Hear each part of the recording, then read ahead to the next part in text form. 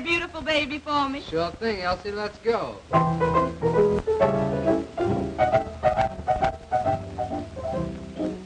You must have been a beautiful baby. Why, you must have been a wonderful child. When you were only starting to go to kindergarten, I'll bet you drove the little boys wild. And when it came to winning blue ribbons, you must have showed the other kids how. Why, I can see the judge's eyes as he handed you the prize. I bet you made the kiss bow, 'cause you must have been a beautiful baby. 'Cause baby, look at you now. Why, you must have been a beautiful baby. Why, you must have been a wonderful child. 'Cause when you were only starting to go to kindergarten, I bet you drove the little boys wild. And when it came to winning blue ribbons, why, I bet you showed. Why, I can see the judge's eyes as he handed you the prize. Bet you made the cutest bow, 'cause you must have been a beautiful baby. 'Cause baby, look at you now.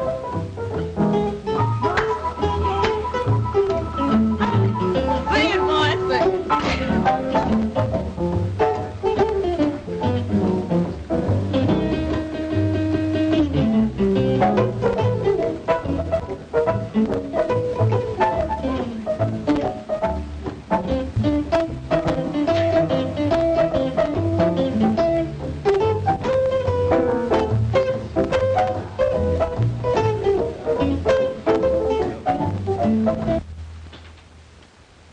Come in.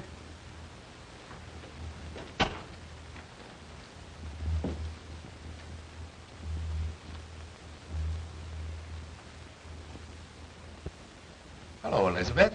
What's on your mind? Heavens. What have you been doing? Hijacking somebody? May I sit down?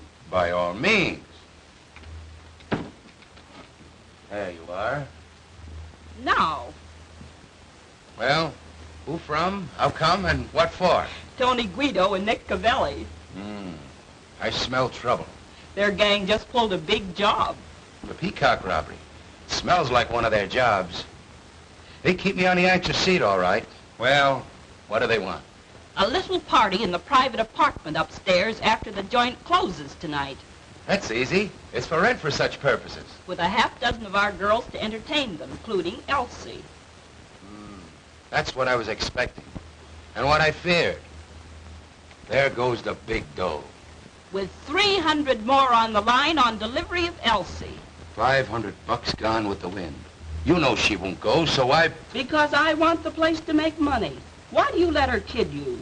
Well, you want us to kid ourselves? Nonsense. You're paying a handsome manager to look after such things, aren't you? It's 200 without her, 500 with her. $300 ought to be enough to get you to make that manager do his duty. 500 is almost enough to make me use a gun. But I don't think they could persuade that girl to go up to that apartment if they offered her 10 times that much. It's amazing to me how you let that pair play you. If you had the right kind of manager, you'd soon see how quickly Elsie'd be persuaded to sit in on these parties. Darn it, why rub it in? The girl is 100% for the joint for what she's been hired for. No, I just can't tell any girl to do what I know isn't just right or get out. I'm a gangster, but I still haven't sunk that low. Rats. If you'll make my brother manager, I'll guarantee that Elsie Bellwood will be doing just what the joint wants her to do in 10 days or... Nothing doing, Elizabeth. I beat up men. I'll never go in for getting rough with a woman.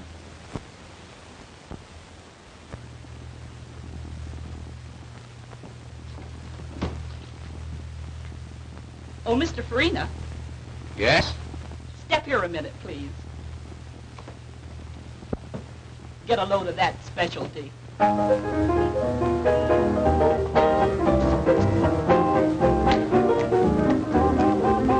Some of these days, babe, you're gonna miss me, honey. Some of these days, babe, you're gonna feel so lonely. You're gonna miss my hugging. You're gonna miss my kissing. You're gonna miss me, baby. When I'm gone away, you're gonna feel so lonely, baby. Just for me only. For you know, baby, you done had your day. And if you leave me, you know you're gonna grieve me. You're gonna miss your little brown skin chocolate drop mama some of these.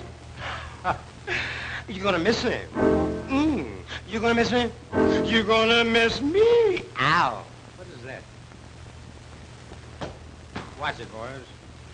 You're gonna miss your little brown skin chocolate drop mama some of these days.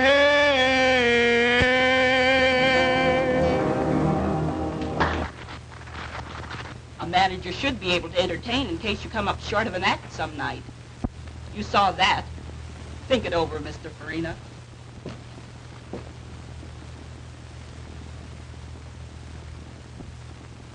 As I started to say, Elsie's a good performer, and they like her. But she's too high-hat. What do you mean, too high-hat? Well, I mean that she should sit in on some of these parties many of our customers are always asking her to. You understand, eh, Hadnot? But is that just right? You know that Nut Elwood, she's a good performer. Pleases everybody with her singing and dancing. So don't you think that's quite enough?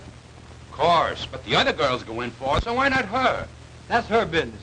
I hired her to do just what she's doing. If she wants, I couldn't stop her. But if she doesn't... I understand all that. But if we could promise some of them a date with Elsie, say, many would be willing to spend more dough. As I said, that's up to Elsie. But you mustn't expect me to try to persuade her. And I hope, too, that the Poodle Dog Cafe hasn't sunk so low until a decent girl can't work here. Ah, don't be so arbitrary, Hadnot. Many of the people who come here call themselves slumming.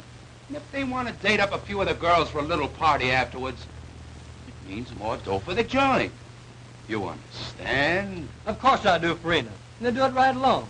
But you were speaking about Miss Bellwood. And I merely said that if she doesn't want to go out on any, I'm not going to argue and abuse her about it. Good evening, Mr. Grady. What's the matter? Oh, nothing much. I was just trying to show Hadnot that if Elsie would consent to sit in on some of these parties, it would help the business. Of course it would. What did Hadnot say about it? He said it was up to her. Well, he should make her. Who is she if she can't help us make more money? The other girls are always willing. That's what I try to show him. But all I could get is, it's up to her. I'll talk to Hadnot myself. Oh, Mr. Hadnot. Yes, Will you please step in here a moment? of course.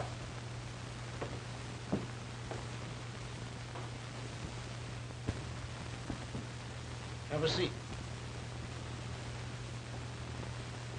Cigarette? No, thanks. Mr. Hadnot, my cousin tells me you don't like the way we run our place. Hadnot don't think that we ought to try to persuade Elsie to go out on parties if she don't want it. I said that I wouldn't try to... Now, this Elsie girl, she's very attractive. Some of our customers will sit in a little party now and then. You understand, after the place closes. Now, we like to oblige our customers. So we think that you should... Listen, Mr. Grady, your partner and I have just party. It's up to her. But I hired her to sing and dance here in the place, not to go out on private parties.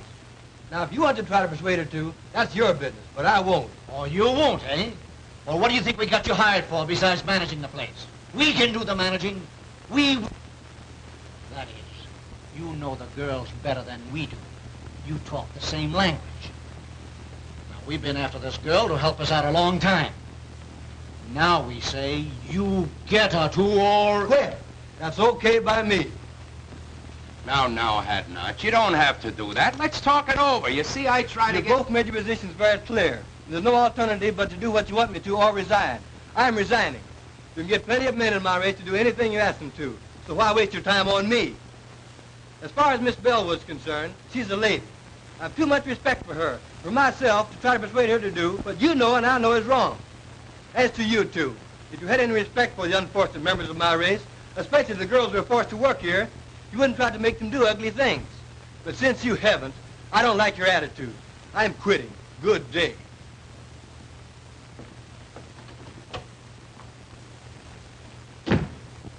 I was coming in to see Mr. Farina, and I couldn't help overhearing what was going on inside. What does he mean?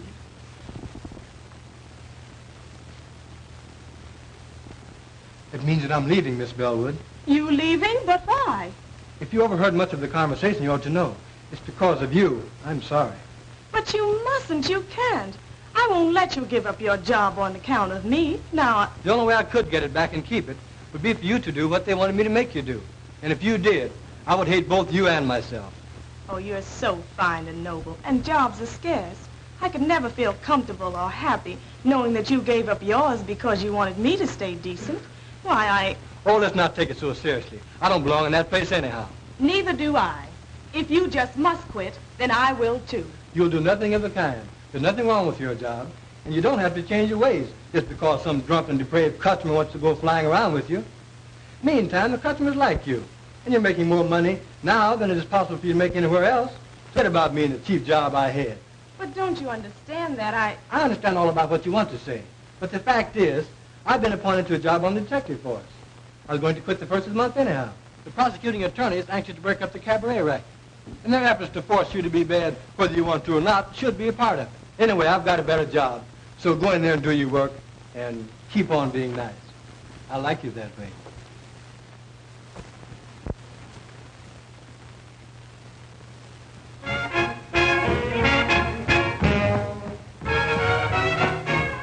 There's certain something in this world that I like best. I depend on one thing for my total happiness. No, it isn't money. No, it isn't fame. You may think it's funny when I start to explain. Got no shoes on my feet, ain't got nothing to eat, but I've got a heart full of rhythm. Not a dime to my name, but I'm rich just the same, for I've got a heart full of rhythm. Now when the skies are gray and everything's wrong, I find my way by singing a song. Let the great think I'm small, I laugh at them all, 'cause I've got a heart full of rhythm.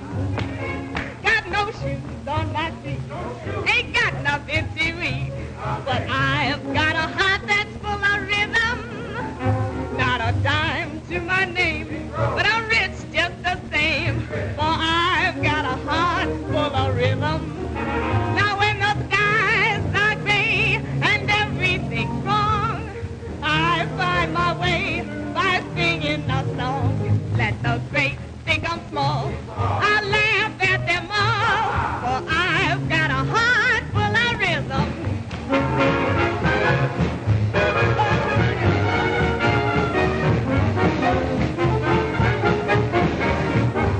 Now let the great think I'm small, I laugh at them all, but I've got a heart full of rhythm.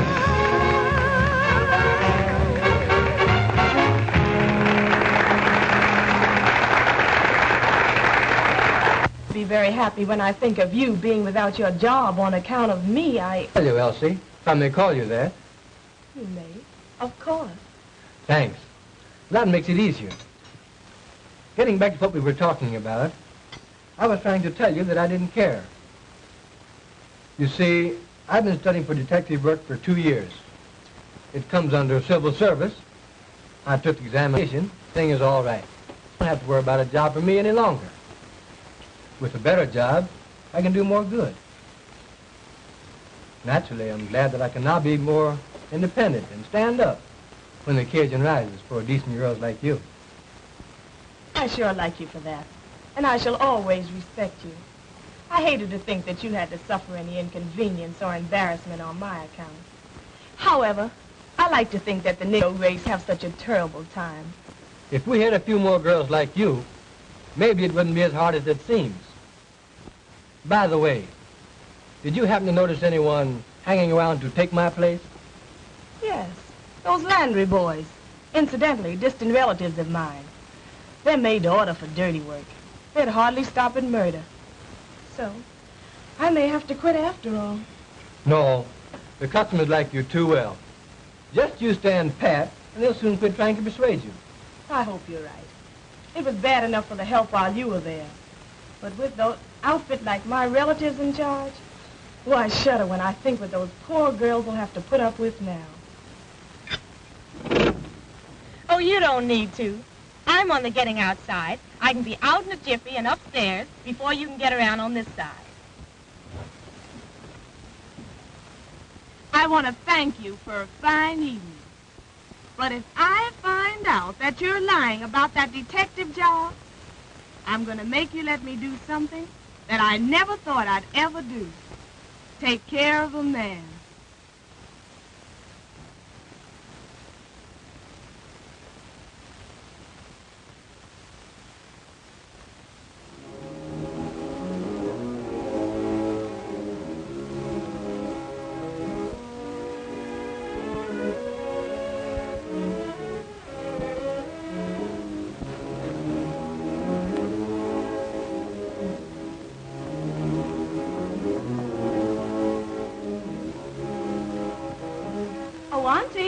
Oh, Auntie, are you asleep?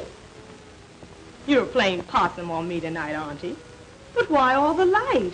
It'll hurt your eyes.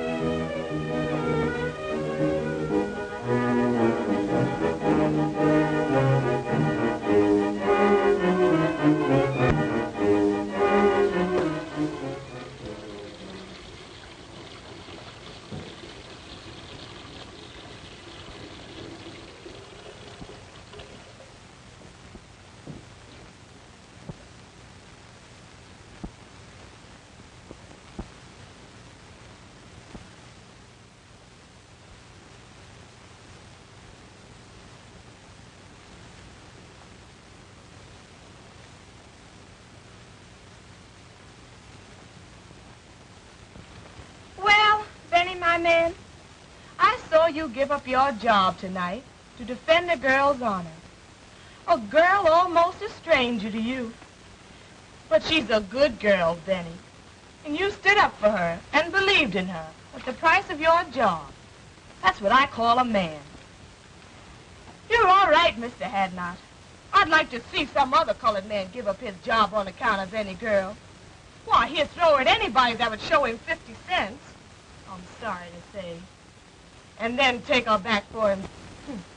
Pretty rotten setup. But you're out of a job, Benny. You've got to live and get along until you find another one. Now, you may have this job that you mentioned, and you may have just said it to console me, but I'll find out. I've seen plenty of women taking care of men. Worthless, trifling, good-for-nothing men. And I've hated them for it. Isn't that funny? I want to take care of one now, too. You, Benny. But you're such a good man, Benny. But this is different. You've just got to be all right. I've just got to do this. I want to give you everything that I make and let you give me what you want me to have. Will you promise me you'll do this, dear? It'll make me so happy.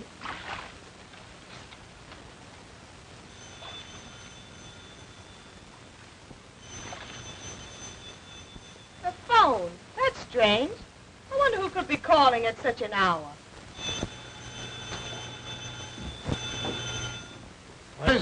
What do you say we start the session with a little drink, yes? Okay by us, boss.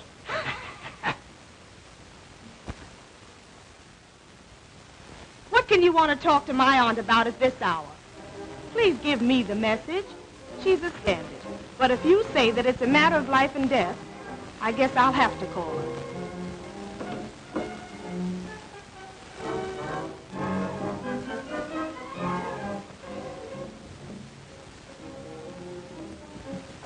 Oh, Auntie. Auntie, someone wants you over the phone. Do you hear me? Poor Auntie. You're tired. I just won't do it. Whoever it is has got to give me the message or wait until you wake up.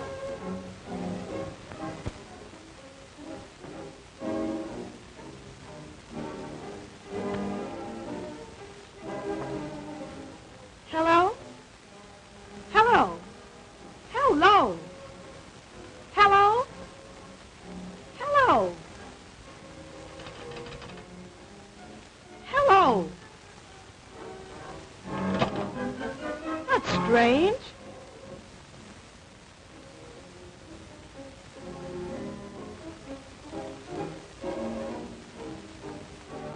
Oh, Auntie. Auntie, wake up. Please wake up.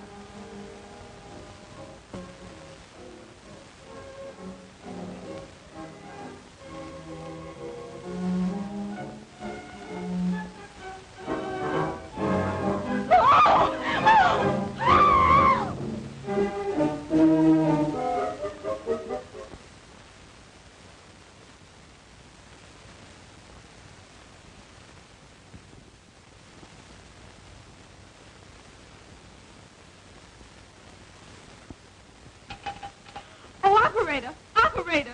Get me to the police station, please! Quick! You say you arrived home about 3 a.m. and thought upon seeing your Aunt laying as we discovered her that she was asleep? I thought she was asleep. When did you discover that she was dead, had been murdered? As I was finishing my bath, the phone rang. Yes? I left the bath and went to answer it. You answered the phone. I answered the phone. And?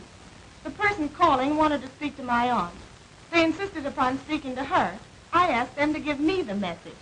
So, finally, when they insisted that it was a matter of life and death, I told them to hold the phone and I would go and call her. Then?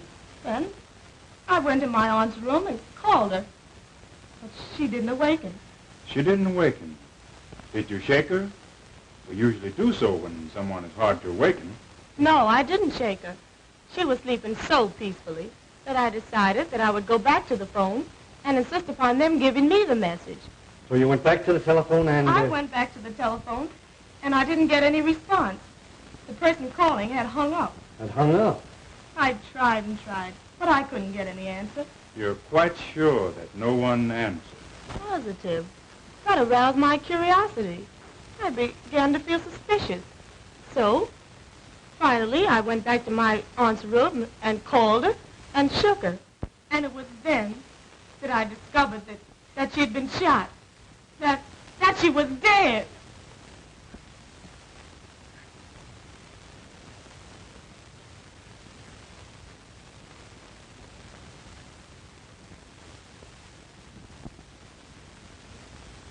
Well, what do you think of her story?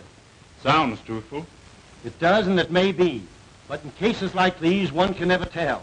It always pays to reserve decision until you learn more. That's true. Who is the girl? Her name is Elsie Bellwood. Do you know her? In a general way. I've talked with her. She's considered a very good singer and dancer and works at the Poodle Cabaret. I see. Do you know anything about her reputation, her character? She's in the show business, you know.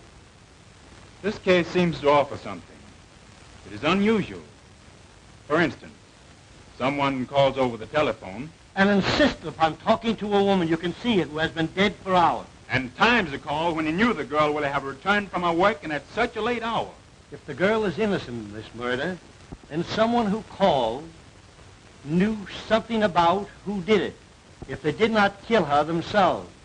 Now, if the girl killed her aunt, she would have had to leave the cabaret.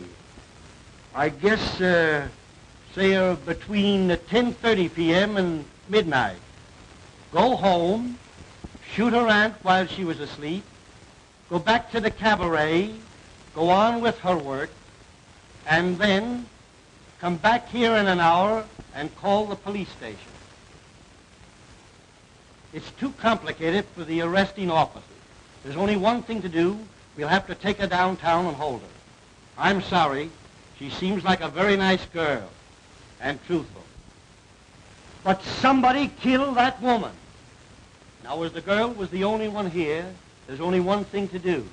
Take her downtown and book her. Come on. Does this mean that I'm under arrest? I'm awful sorry, but you are. Oh. And it means that you're going to lock me up? Put me in jail? Yes, I'm awful sorry. I'm not blaming you. There's been a murder, and the law has got to find out who did it. Well, there's no one else to hold it this time but me. So... If you have an idea who did it... No, not the least. Not the least. Why, I can't imagine anyone wanting to kill my aunt. Poor auntie.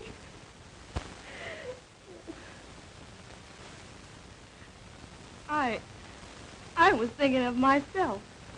I've never been arrested before. And now they're holding me for something that I don't know anything about.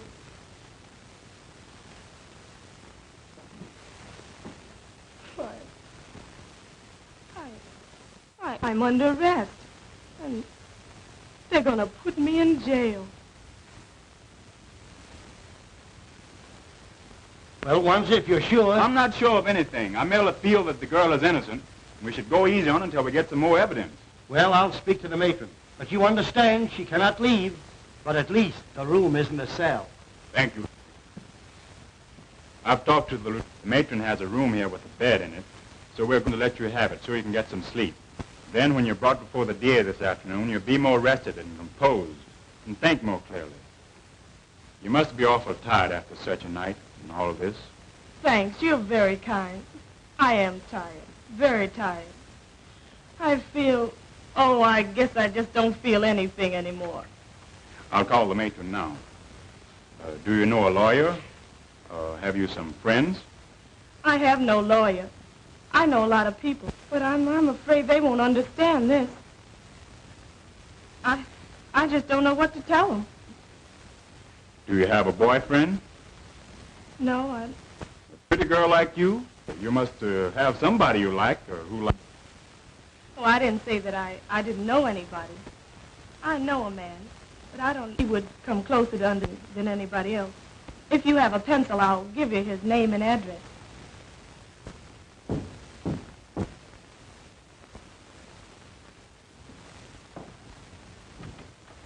Hello, Wanzer. Hello, Edna. Come in.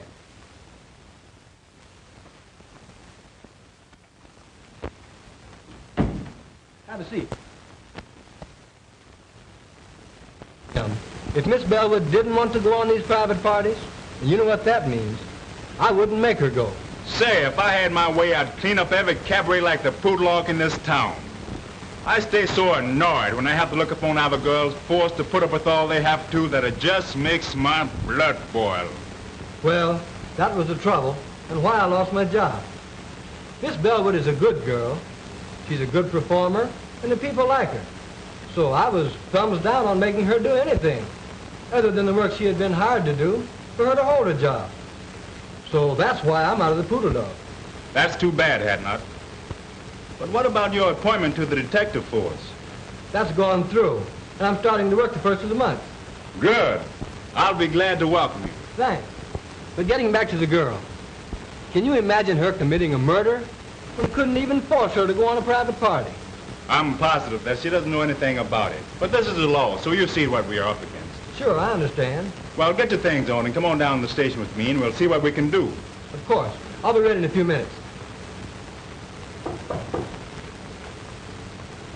Come in.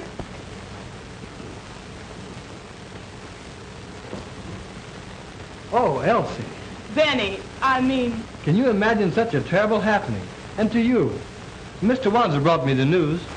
I'm so sorry for you. Oh, yes. Mr. Wanzer has been very kind. Let me thank you again, Mr. Wanzer. I'm glad to have been of little help. I imagine you and the young lady would prefer to discuss this between yourselves. So you will please excuse me. Thanks. Now let's have a seat and you can tell me all about it.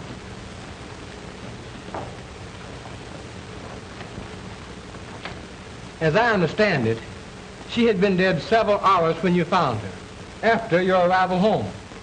Oh, it was too terrible for words.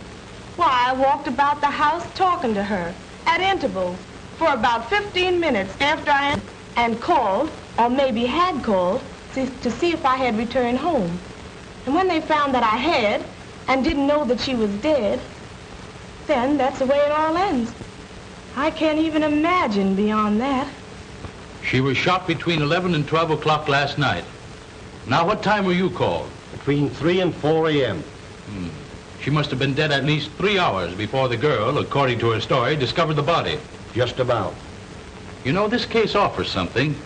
Here are two colored women living alone together, who one finds the other mysteriously murdered. Now what?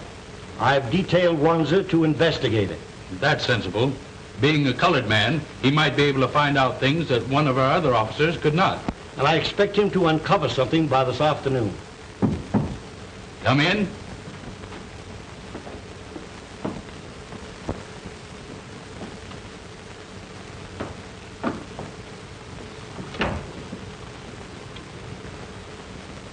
Now tell Mr. Eckert, the district attorney, how you're related to Miss Bellwood and what you know about her aunt. Well, I don't know that I ought to. Go ahead, sister. Tell them all about it. Well, all we know about the murder is what we read in the morning papers. Of course, we know, that is, we knew the victim, Josephine Hawkins.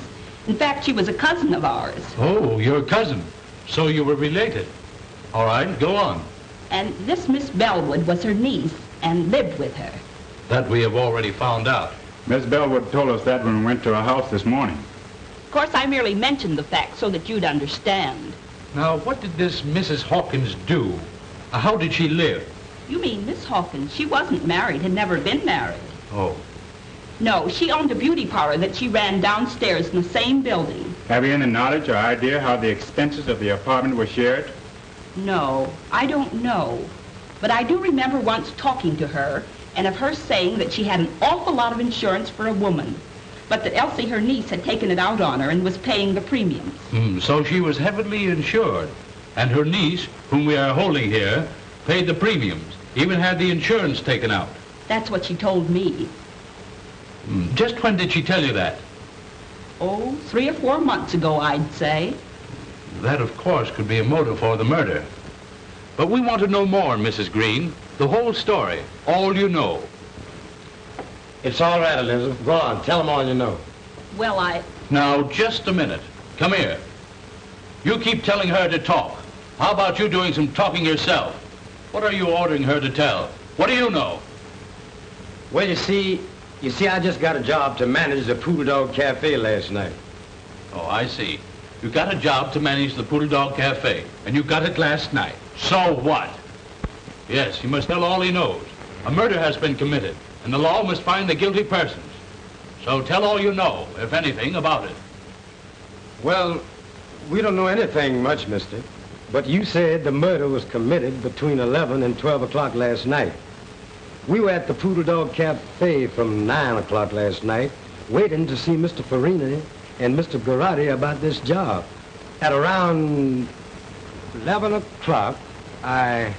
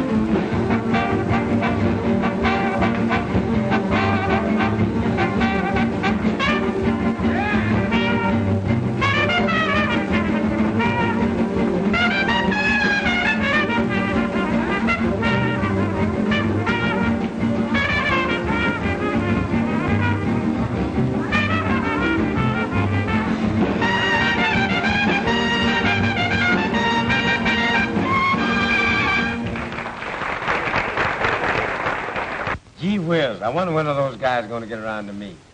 We've been waiting here for 2 hours. I'm getting tired. Well, go on outside and catch some air. But we're going to keep on waiting until they send for you if it takes all night. All right, I'm going outside. I'll go along with you. What time is it, anyhow? 8 minutes to 11. Now, how long are you going to stay out there in case they send for you? Oh, I don't know. 5 or 10 minutes.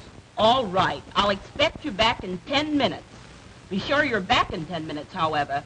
And I hope you get back before they send for you. So do I.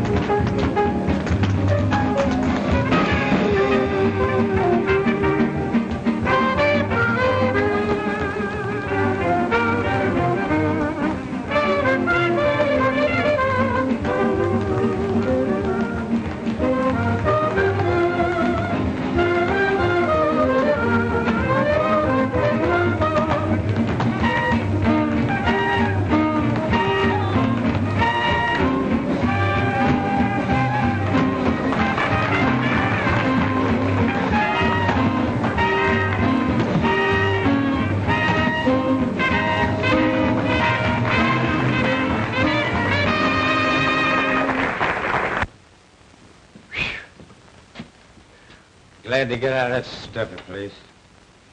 Cigarette? Yes.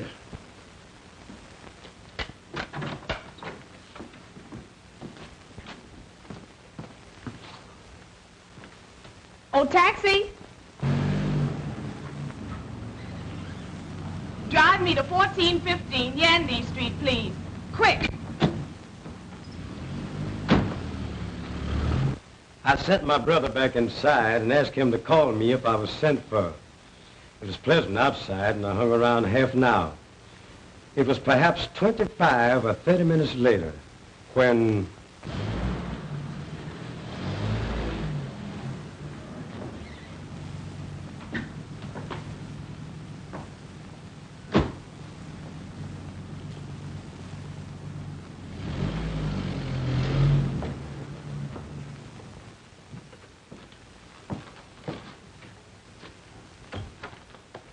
It's ready to see you now. Okay. When I entered Mr. Garrod and Farina's office, I happened to look up at the clock and remember that it was 11:35. Yes, sir. Bring Miss Bellwood to my office at once. Yes, sir. I thank you people for the information you have given me. I'll take your address, and if and when we need you, we'll send for you. You may go now. I sure hope you don't send for me. Oh, what an awful story. Why, I didn't leave the cabaret from the time I went to work until Mr. Hadnot picked me up and drove me home shortly after 2 o'clock that morning. Why if the man chose to lie like that? Perhaps he's trying to shield the real murder. Would he have any motive for killing her himself? Oh, I don't know. The whole thing has become so confused until I can't think clearly anymore. But I can't see where he would have had any motive. And why are they trying to put it on me? These cousins of your aunt seem to have hated her, or you both. Can you prove that you didn't leave the place at the time he said you did? I'll try to. Now, let me think. I remember. After the first show, or I should say between shows, we always do 2 shows, I went to my dressing room and had a nap. I always do. If someone saw you go to your dressing room and could swear you stayed there until the second show, that would counter this evidence, which Landry will no doubt repeat when he's placed on the stand at the trial. That's it, Miss Bellwood. You took the words out of my mouth. I see. No, because I always lock myself in, and I don't recall seeing anybody when I went in or when I came out. That will make his statement about seeing you leave the place hard to disprove. But we've got to produce evidence to prove that he's lying.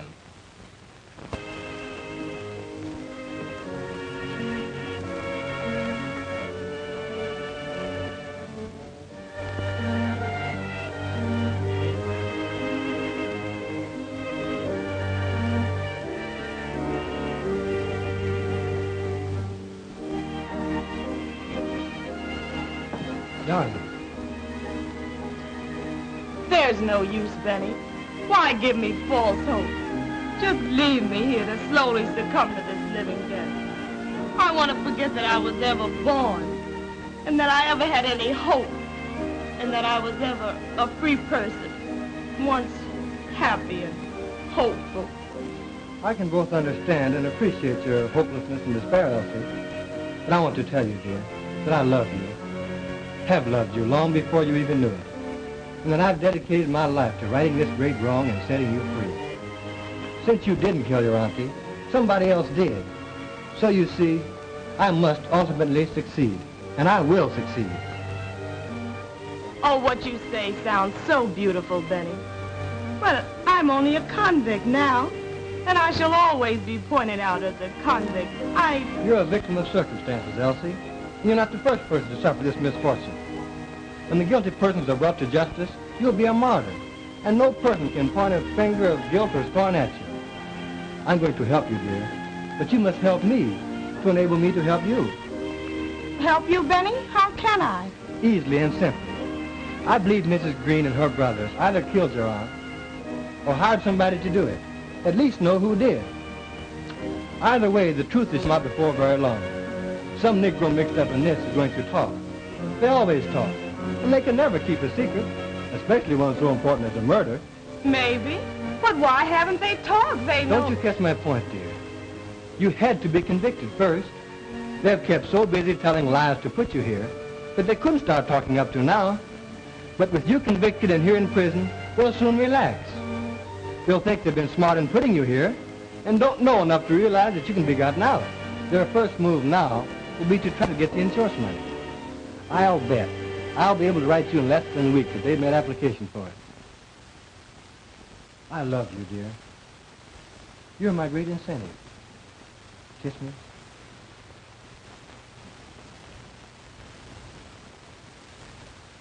Well, how are you, Mr. Wanson? Would you have a chair? Sit down here. You told me once that Mrs. Green's husband had been in love with your aunt many years before, back in the South. And he loved her dearly. And he was still in love with her when she was killed and would come to see her often. But he's disappeared. I haven't seen or heard of him since the night she was murdered. That's strange. I'm sorry you didn't tell me that before. I didn't think it was that important. Maybe he just went away and we'll come back sometime. He may and he may not. Meantime, this might prove a connection. It might turn out to be the link that's missing. Maybe you'll find out something when you go to the city from, Reverend Bryson. He knew us all before we came from the South. Maybe you'll find out something from him about Mrs. Green's husband. Although it has been a long time since we came north. This looks like a lead. I'm going to follow it. I have a feeling we'll get somewhere. Now that this Elsie Bellwood has been convicted of murder and sent to prison for life, who will the company pay the money to? Oh, that will be decided by the court. In the meantime, this Green family, Elizabeth, John, and Clyde, have applied to it of next of kin. Oh, they have? So soon? Yes, I have the application papers here. You won't be paying them the money? Not until authorized by the court, and that will take considerable time. I'm glad to hear you say that. Did they give you the impression when they filed the application that they understood it would be some time before the matter would be settled? Oh, since you come to speak of it, I think that'll be settled very shortly. Thank you. That is all I wanted to know.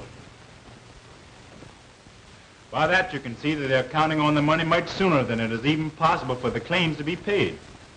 This case isn't going to be long before something cracks.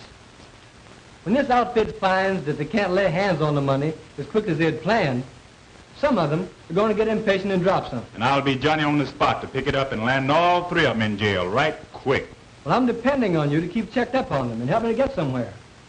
I have a feeling that there's a story yet to tell. In the meantime, let's get over this Reverend Bryson's and see what we can find out. You said something, brother.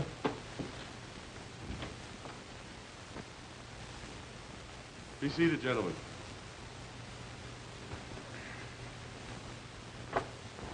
You're nothing but a whiskey head and no good. We have liquor here to sell to customers, not to be soaked up by the manager. You stay drunk. Nobody likes you. So you're through. Now get out.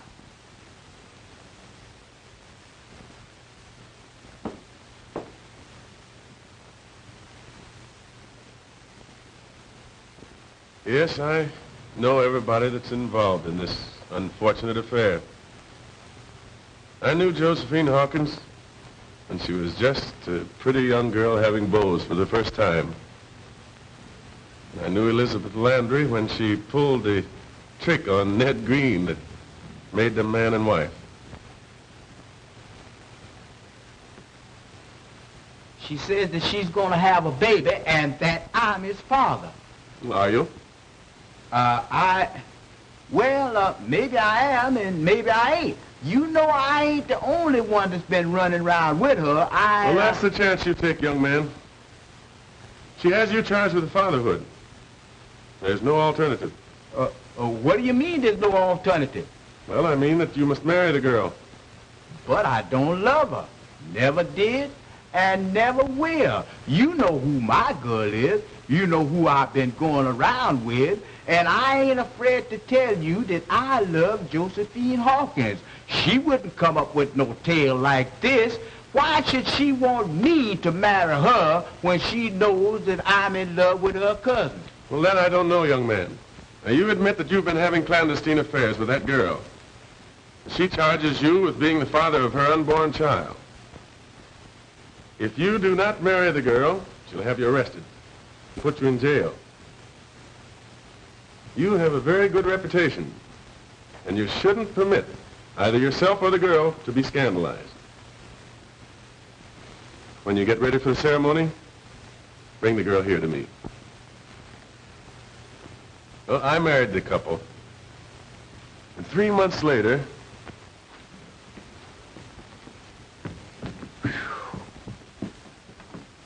she lied.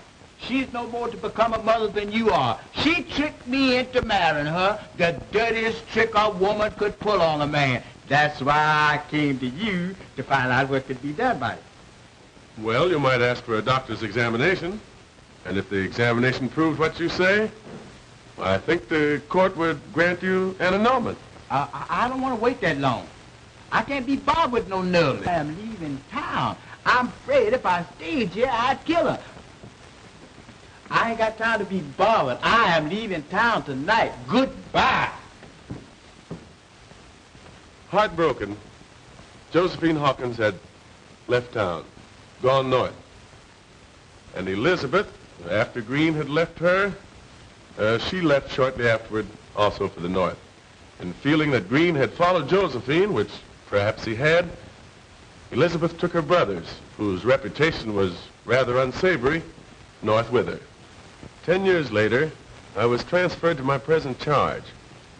And when I came here, I learned that under the threat of death, Elizabeth's brothers had virtually forced Green to live with her. And in the meantime, Green's love for Josephine had never died. And he insisted upon seeing her whenever he had a chance. I think you have given us the key, Doctor, to the missing link in this tragedy.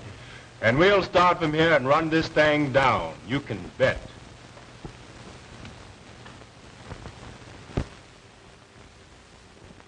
Here we are, broke, strapped. It may be months before we get this money, if at all, and you must keep pouring liquor down your dirty throat until the Italians get disgusted with you and kick you out. Oh, you make me sick. Well, what do you expect? You planned this whole thing. For 20 years, I've been a slave to your design. Ever since the time you tricked Ned Green into marrying you, everything has been subordinated to your convenience. The only way I've been able to keep up is to keep pouring a lot of rotten liquor in me. And I couldn't quit drinking. No, because I had that cheap job at the Poodle Dog Cafe. And just as soon as you get this money, I'll go out of your life forever. And you won't never need be bothered with me again. I'm sick and tired of the whole thing. And I'll be glad when it's through and all over with.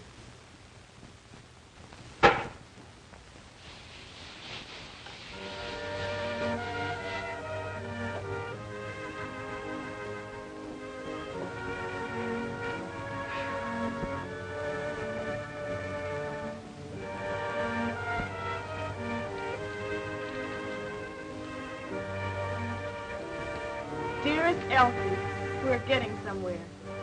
Very soon the case will be cracked wide open and you'll be free.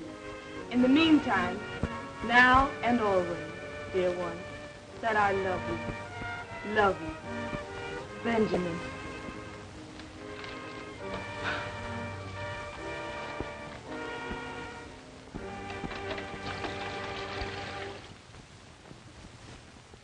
We'll wait right here till somebody comes out or goes in. I have a feeling we won't have to wait long. Hey, son, come here. Yes, sir? Live around here? Right across the street in that house with the yellow shades. How about the house next door? Mrs. Green lives there. Mrs. Green? Yes, sir, and her two brothers, John and Clyde. Nobody else? Well, her husband used to stay there, but he don't no more. He doesn't anymore. Why? I don't know. He just don't. He ain't been there in a long time. I think he went away somewhere. Anyway, he ain't there no more. But Mrs. Green's brothers, do they still live there? Oh, yes, sir. One of them's there now. He always is. The other one will be coming along soon. They eat about this time. And the other one will be coming along soon for his dinner. Which one's there now? John. He sleeps up until about this time. Then he gets up and eats. And then he goes down to the Maple Leaf Social Club. Maple Leaf Social Club, eh? Well, what time does he get back? He's never back before I go to bed, so I guess he gets back kind of late. Now, this brother John that you mentioned, does he work? They say he does. My papa says they gamble down there. And he does something. Thank you, son. Oh, there's something for you. Oh, thank you, sir. Now, what time do you go to bed? About 9 o'clock, sir. About 9 o'clock. I see. How would you like to meet us, say, right here at 8 o'clock? We want you to carry a note. We'll give you another quarter. Oh, I'll be glad to, sir. Right here at 8 o'clock. Right here at 8 o'clock. But remember, don't tell anybody. We won't be able to meet you and give you that other quarter. Oh, I know how to keep my mouth shut. I'm studying to be a G-man. I won't tell nobody. Be sure that you don't. You can go now and meet us back here at 8 o'clock. At 8 o'clock, don't tell nobody. I'll get you, mister. Goodbye. What's the idea, anyhow? I want to have a little talk with Brother John. A little private talk, and I need the boy to help me to arrange it. Let's go down to Morrison now for a glass of beer, and I'll tell you the rest when we get there. Now, that's the way we'll work it. Sir, that's a clever plan to have thought up all by yourself. Why didn't you think of it before? And why didn't Napoleon think of airplanes and howitzers? He could have really conquered Europe then. You go load the men into 2 cars and stop in the next block. They don't need to know what we're doing until we're doing it. I got you, Steve. Now, when I drive up, be sure and have your hand on your gun and be ready to get in the car and cover it. Understand? I got you twice. Okay, now going.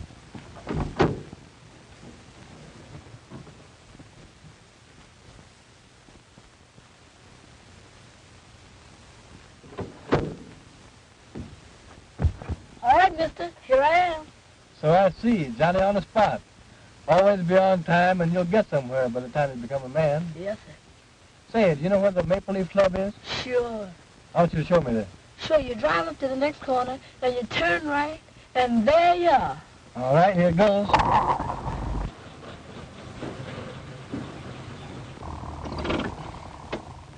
That's the club there, mister. Yeah? Well, go in there and see this man, John, and tell him that his brother wants to see him down there right away. You understand? Yes, sir. When you bring him here, I'll give you the other quarter. Now, when he's sitting here by me, you come around on this side of the car, and I'll slip it to you easy like. Yes, sir. Now, if you do just as I say and keep your mouth shut, it may be 2 quarters or half a dollar that I'll be giving you. Yes, sir. You can go now.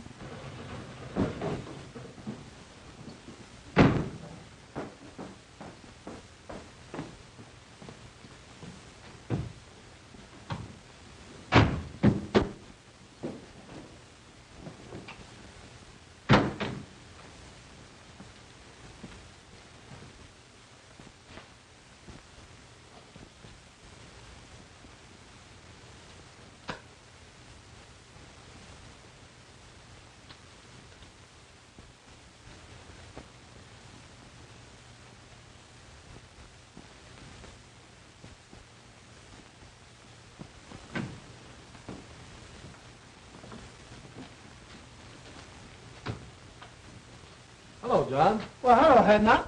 Ain't seen you in a long time. Been kind of busy since I left the poodle dog. Yeah. Say, where's my brother? You'll soon see, you contemptible liar. That was just an excuse to get you out here. I wanted to see you. What's the meaning of this? We was trying to hope All somebody... right, I got him covered. Say, what's the meaning of this, fellas? I ain't done nothing. What y'all gonna do with me? We're taking you for a little ride, and you won't be coming back. I ain't coming back. How come? Ever heard of Tolston Manor? You mean that handed house way out there on Tolston Point? Yeah. What's that got to do with me? We're taking you there. For a little seance with the ghost of the manor. Not if I knows anything about it. Oh, no, my good fellow.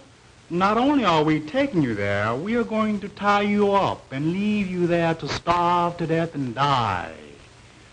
You've been telling lies and have done an innocent person a great wrong.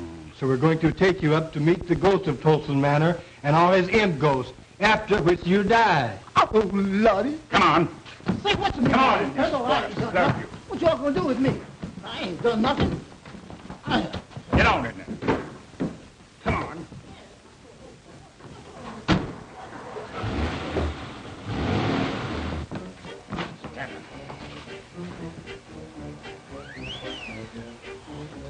All right, Walter. Make a light, please.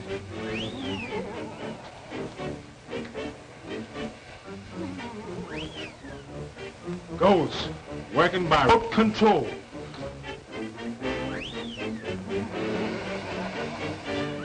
I hear that the only living things to visit here are huge buzzards with pink necks and white gills who fly down through the chimney and pick the bones of liars like John here, whose lips have caused great suffering. They tie them to that post over there. And when the buzzards fly down and devour our bodies, old Tolston turned their soul into imp ghosts. And every night at 12... Great goodness, it's midnight now. When that hand reaches 12, the ghost I've heard appear. At the stroke of 12, now watch.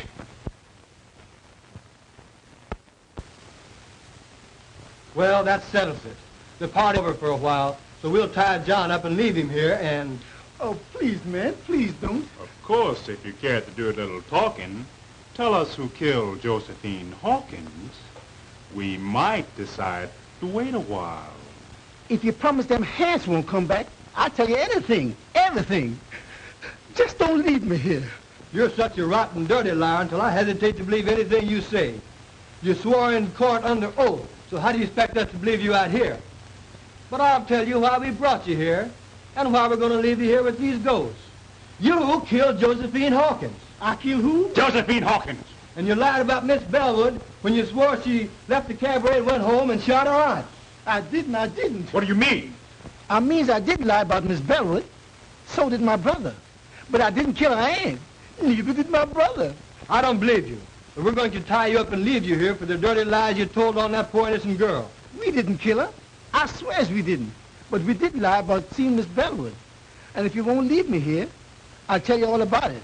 Well, what do you think about it? Oh, I wouldn't believe this guy on a stack of Bibles. I don't see any use in wasting more time listening to this dirty liar. For if he'd lie enough to put an innocent girl into the penitentiary, we certainly can't afford to listen to him now. Please, man, won't you give me a chance? I didn't kill my cousin, but I did lie about it. I admit that, and if you promise you won't leave me here, I'll tell you all about how it was done. Shut up, you lying skunk. I don't heard you say. Wait a minute. After all, we can listen to his story, and if we still don't believe it, we can tie him up and leave him here. Oh, well, if you insist. All right, you rascal. But the moment I'm convinced that you're lying, we're going to tie you up and leave you here. I thank you, mister. I ain't gonna lie. You can keep me here until you prove everything I says. All right. We're going to listen to your story. But we warn you that the moment it begins to sound fishy, it ends. And right here you stay. I'm going to tell you the whole story. And ain't one word of it going to be a lie. All right. Start from the beginning. Way back in the South, before any of you came north. Yes, sir. I sure will. Well, it started like this.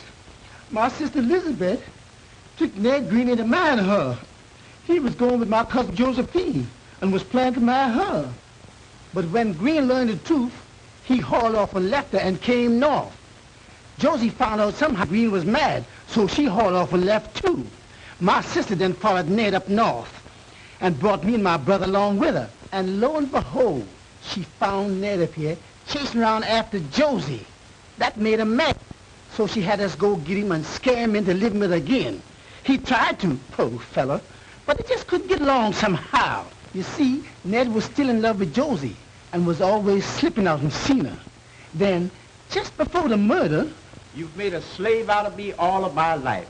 Why don't you let me be and give me a divorce so I can go and marry Josie?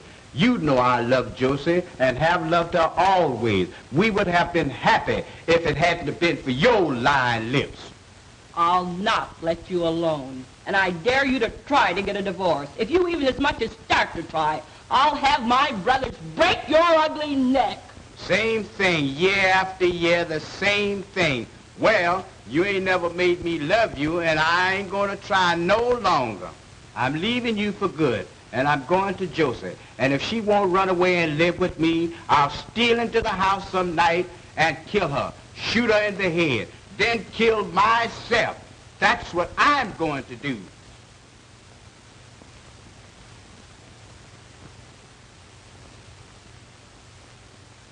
No dumb Negro like you ever had nerve enough to shoot anybody.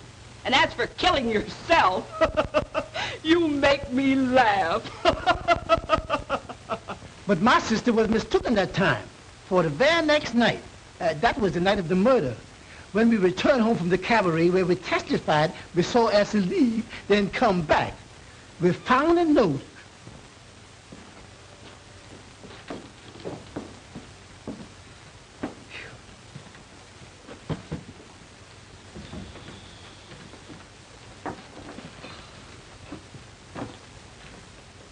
Say, sis, where's the bottle? What about a little drink? Oh, go chase yourself. You've had enough liquor tonight.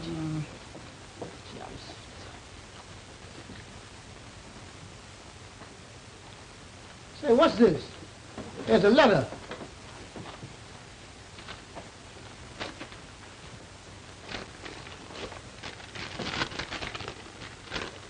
To my wife, I have done it. There is nothing to live for, so tonight I went to Josie's house and shot her through the head while she slept and turned on the light so her soul could find the way to heaven. With Josie dead, when you find this note, I will be dead too. I am going to tie a rock around my neck and jump off Tyndall's Bridge.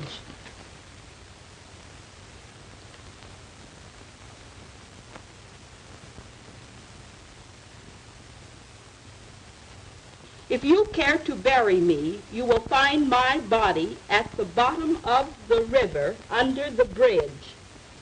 Unhappily, Ned. My sister then sat down and planned the rest. We knew exactly what time Elsie would come home. So she called up Cousin Josephine's house every 10 minutes, starting at 2 a.m. She finally got Elsie. She could tell then that the girl didn't know her aunt was dead when she said, I'll go and call her. And when she did, Lizzie hung up on her. She knew then that Elsie would find out that her aunt was dead, had been killed. Lizzie stayed up all night long, making up that lie about Miss Elsie leaving the cabaret and coming back, so as to make it look like Elsie did it. Then she rehearsed me and Clyde on how to tell it. We were scared they would mix us up. All the time we was at the district attorney's office, Lizzie kept on pinching me and Clyde to make us tell it like she rehearsed it. You see, she was after that insurance money, and she figured that if she could get Elsie convicted, why, she'd get it. Well, what do you think of it? Well, I guess we'll put him under arrest while we check on his story.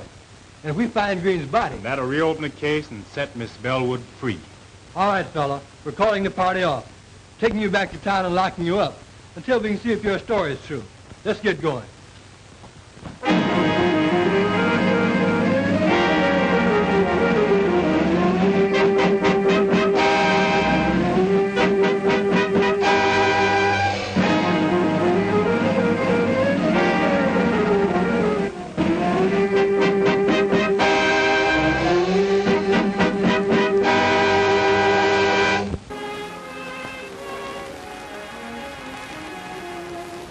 They're yours, dear. I'm giving them to you. Giving them to me? Now, what do you mean? Just what I say. They're yours, then, my darling husband. But Well, I'll explain. To begin with, I wouldn't have had them at all if you hadn't dedicated your life to the solution of the crime, which set me free. And next, for some strange reason, when I thought that you had lost your job on my account, I developed a maid to give you my money, to take care of you if need be, until you got another job. Then suddenly, all I had been through began to happen. You saved me, you loved me, and you married me. And I love you. Now, after all this, if you want to make me happy, please take these checks, $15,000 worth, and do whatever you want to do with it. Will you promise me, dear? such a peculiar request, such a strange desire. But since you insist on making me a sort of guardian, I'll take the checks and establish a trust fund for our children, dear. Will that be all right?